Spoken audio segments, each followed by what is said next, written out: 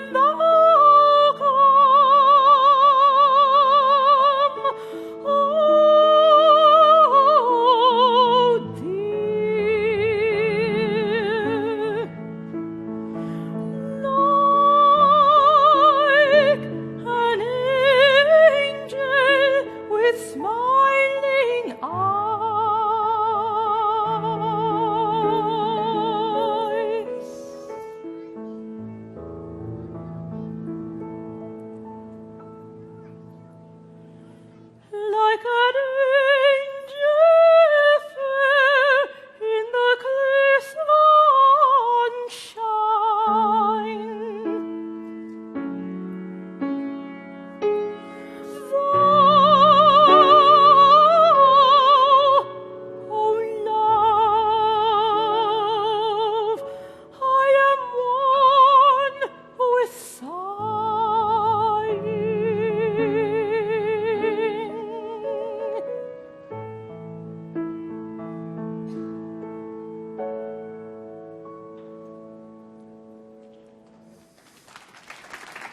Thank you. Act 3.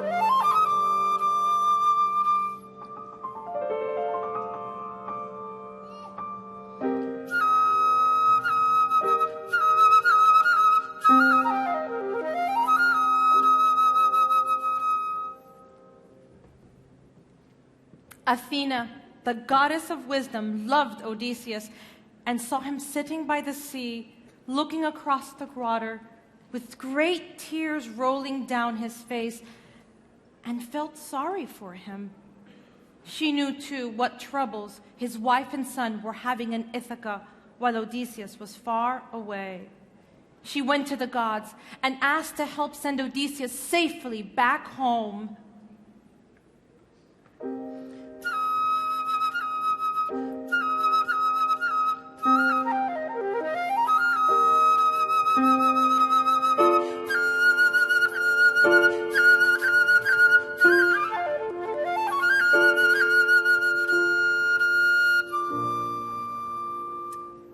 The gods asked the messenger Hermes with his golden wand and his golden sandals to go swiftly over the sea and dry land to Calypso's island, Ogygia. In his hand, he took his golden wand, and like a seabird that chases the fish in the sea and dips its white feathers in the surf, Hermes flew across the waves.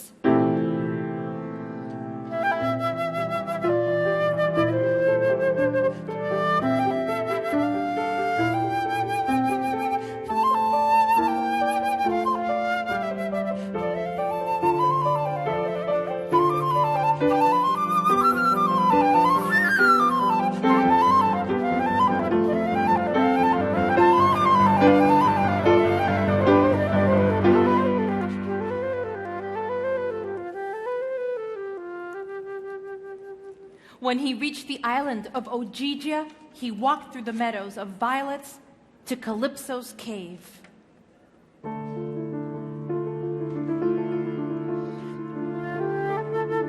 Calypso was weaving with her golden shuttle and singing a sweet song. She gave Hermes food and wine, and when he had eaten and drunk, he gave her the message of the gods.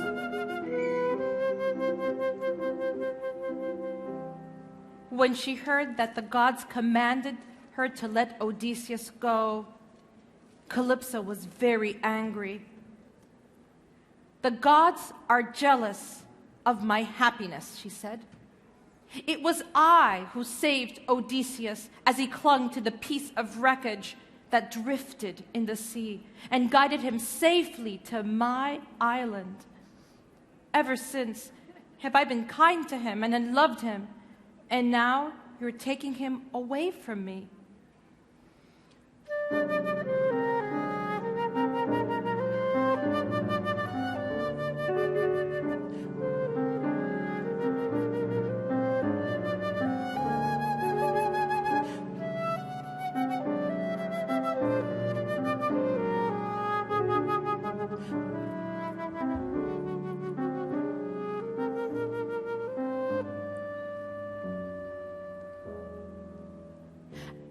after he gave his message, Hermes sped away across the violet meadows and the blue sea, and Calypso went down to Odysseus as he sat on the shore.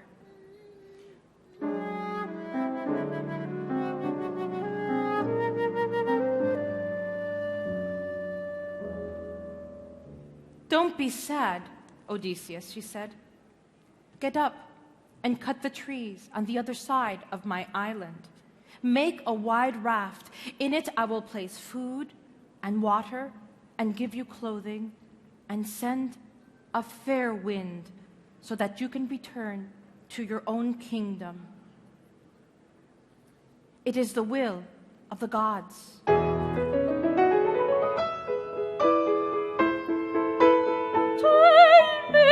Tell me, the place that your heart wants to go. The winds filling the sails, and the leeward breezes blow. The wind is filling the sails, and the leeward breezes blow. We can sail to Aruba, dance the salsa in Cuba, or head down to Peru, then sail down to Tobago by way of Tierra del Fuego, and sail round where we're through. Tell me what you desire. Tell me.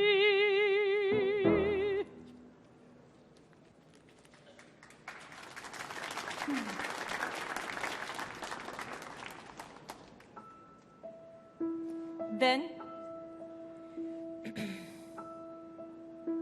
on the 5th day, when Calypso had given him new warm clothes, and he had put plenty of corn and wine and water in the raft, she said, "Farewell." She sent a gentle breeze to blow, and Odysseus was happy. As the wind filled his sails and carried him away from the island, Calypso told him what stars he must use as his guide. And in 18 days, he saw land appear and returned to his kingdom of Ithaca.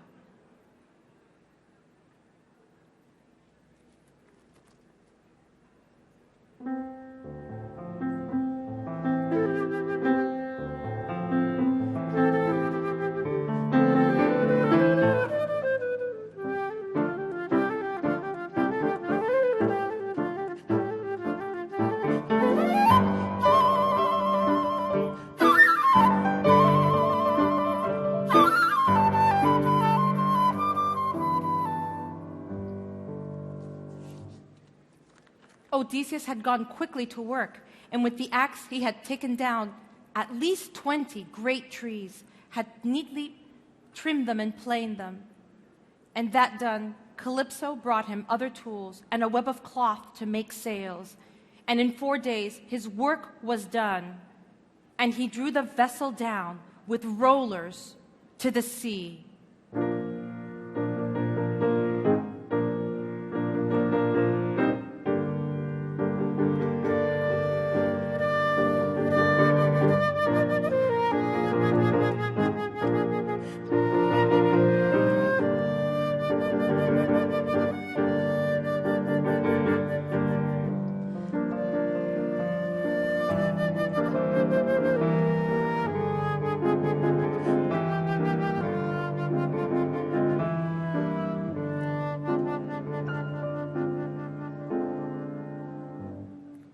So, on that 5th day, when Calypso went to tell him farewell, Calypso had told him what stars he must use as his guides.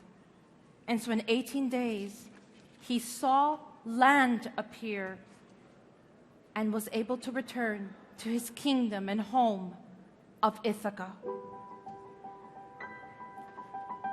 The beautiful goddess Calypso was strong until the end, and when she last saw his sails disappear at the tip of the horizon of the Mediterranean Sea, she returned to her cave, and to her 4 handmaidens.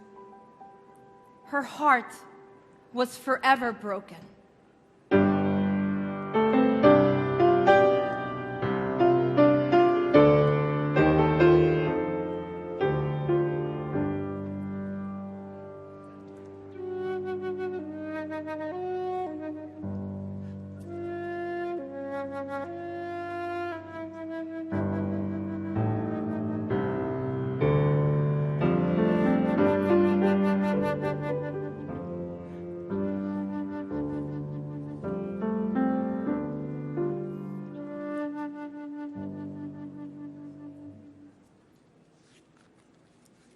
If you visit the cave today in the island of Ogygia, the beautiful poplar trees, the fountains, and the white seabirds with the long feathers, and the great fireplace are all gone.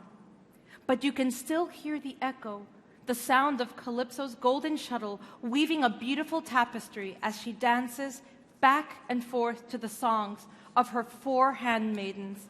The echoing voices sing, everything happy, everything gay, beautiful limbs twirling and dance.